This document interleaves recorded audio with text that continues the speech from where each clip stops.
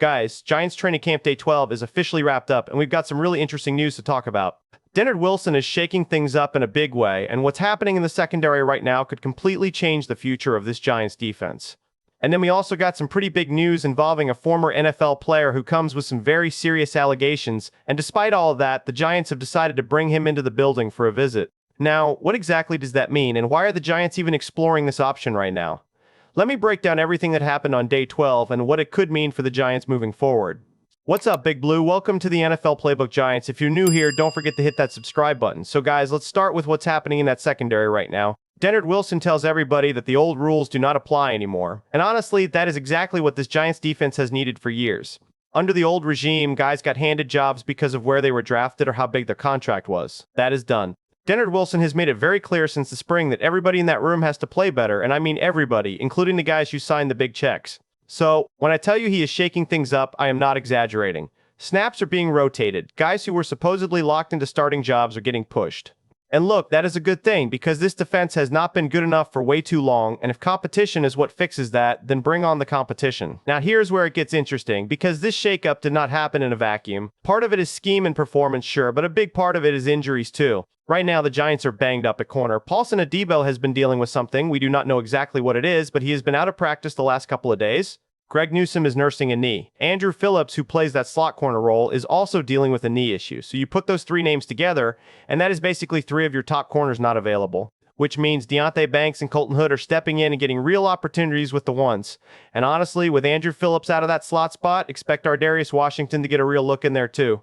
Now, in a weird way, this is not the worst thing in the world, because these are the moments where you actually find out what you have. But it does explain why the corner room feels a little shaky right now, and why the coaching staff is not just sitting back and hoping things sort themselves out. That's why the next piece of news makes so much sense, because while the Giants are trying to figure out who their corners actually are, they are also going out and taking a look outside the building. NFL insider Jordan Schultz broke the news that the Giants are bringing in free agent corner Terrion Arnold, the former Lions first-round pick, for a visit. Now, guys, I need you to understand something here, because this word visit gets thrown around loosely. A visit is not a workout. A visit is not a tryout. There is no film being taken of him running routes or anything like that. A visit means the guy comes in, there's conversation, maybe some medical stuff gets looked at, but nobody is stepping on the field. So before anybody starts assuming this is close to a signing, slow down, because it is not that at all. But there is a twist in this story. Terrion Arnold is currently facing felony charges connected to an alleged kidnapping and armed robbery situation. According to the allegations, he is accused of being the person behind a plan where a group of men went after three individuals he believed had stolen cash and luxury items from him. I want to be really careful here, because these are allegations. This is not a conviction. This is not a proven fact. And he has not been found guilty of anything in a court of law. He turned himself in, he was released on bond, and the legal process is still working itself out. So why would the Giants even bring in a guy dealing with all of that? Honestly, I think it is due diligence more than anything.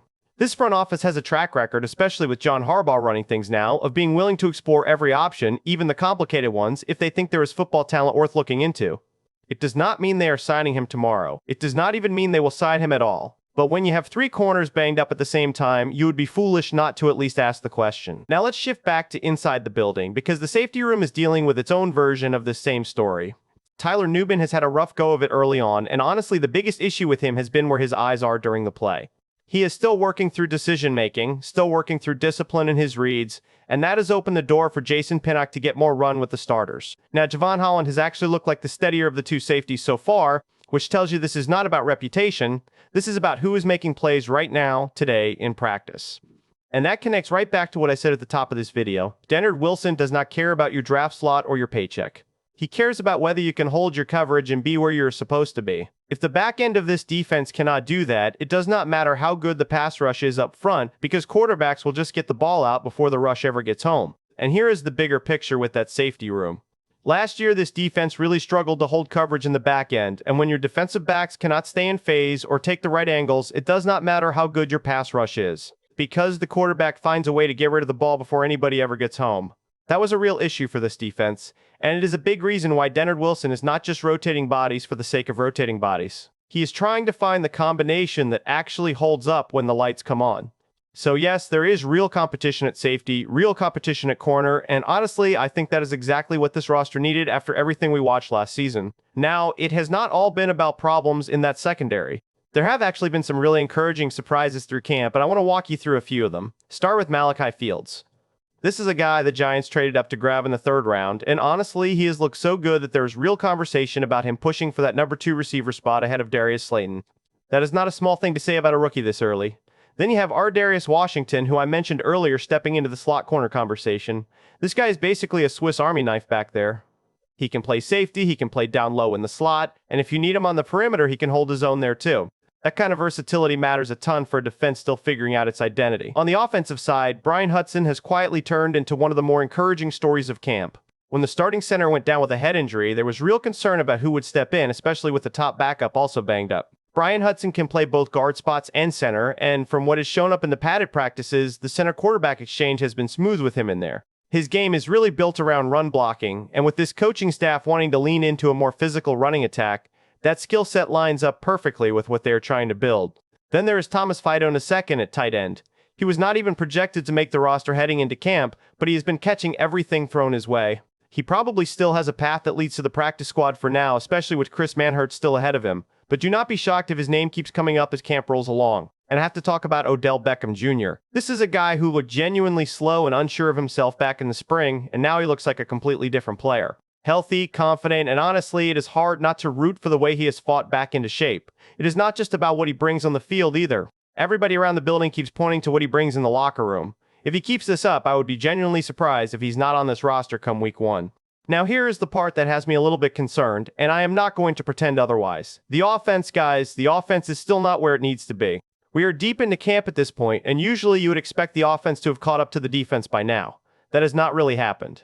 Jaxson Dart looks comfortable when he is working out of the shotgun, but when he has to operate under center, it has honestly been hit or miss, mostly miss if I am being straight with you.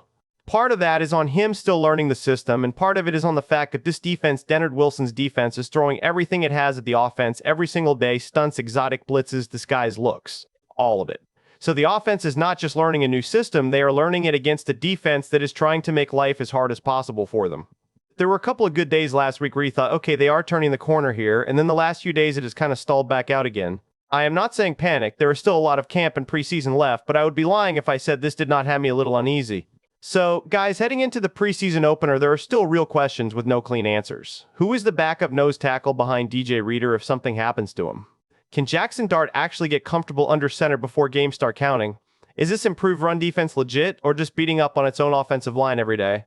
And how good can this running game really be once Jaxson Dart leans on it to take pressure off himself? I hope during these preseason games we will get these answers.